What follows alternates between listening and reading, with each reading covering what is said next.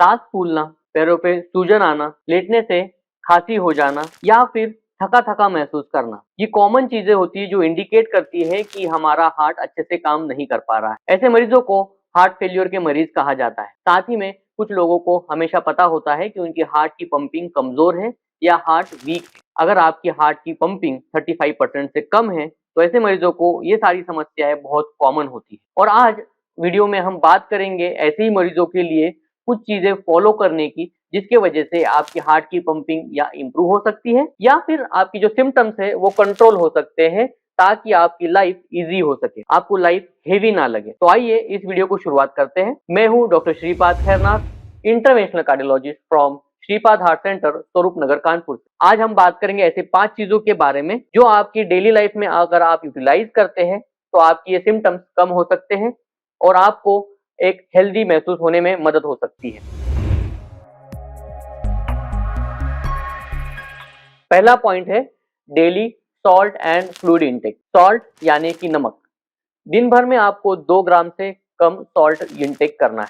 जितना कम सॉल्ट हो सके उतना आपके लिए फायदेमंद हो सकता है।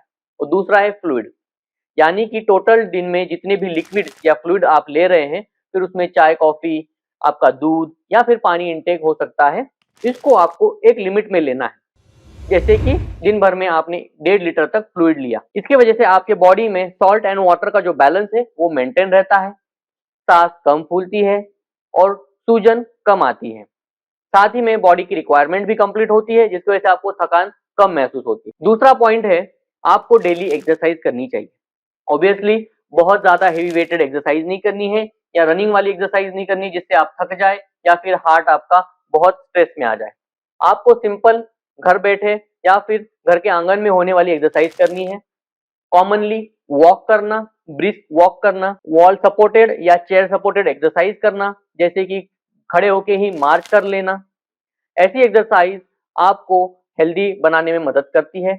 इससे हार्ट की पंपिंग कैपेसिटी बढ़ने में मदद होती है, आपकी नसें रिलैक्स होती है और आपको अच्छा महसूस होने में मदद होती है, क्योंकि एक्सरसाइज से एंडोर्फिन्स भी रिलीज होते हैं। इन एक्सरसाइज के साथ ही आप योगा या फिर प्राणायाम ऐसी एक्सरसाइज कर सकते हैं।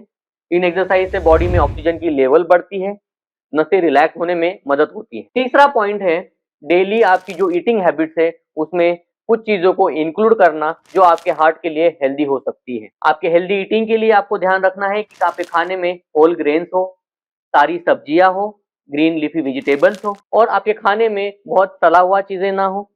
साथ ही में बहुत कैफिनेटेड ड्रिंक्स या फिर हम कहेंगे कि जो आपके सॉफ्ट ड्रिंक्स है वो ना हो। चौथा और इम्पोर्टेंट पॉइंट है, अगर आप हार्ट के मरीज हैं तो आपको स्ट्रेस नहीं लेना है और आपकी नींद पूरी होनी चाहिए।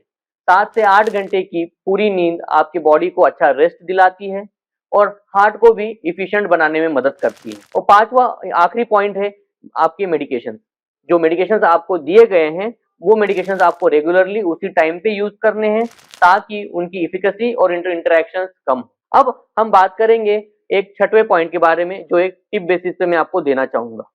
ऐसे कुछ टिप्स जो आपको डेली फॉलो करने में या कुछ घरेलू नुस्खे जो यूज करने में आपकी पंपिंग बढ़ने के फायदे आपको हो सकते हैं। अगर आप डेली के यूज में लहसुन यूज करते हैं, हनी लेमन वाटर यूज करते हैं या फिर हल्दी का यूज कर सकते हैं, तो आपकी पंपिंग बढ़ने के फायदे आपको हो सकते हैं।